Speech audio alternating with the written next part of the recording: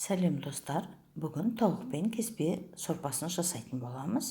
Барлық көкөністерді өзімізге ұнайтындай формада кесіп, сорпаға салып, сорпа қайнағаннан соң сорпаны араластырып, дәмдеуіштер салатын боламыз. Мен хмелі сунели дәмдеуішін қолдандым.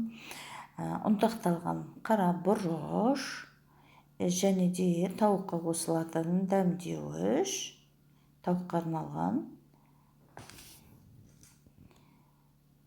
Артынша тұз қосып,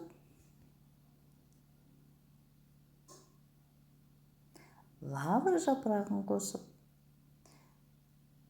сорпаны әдемілеп араластырып алатын боламын.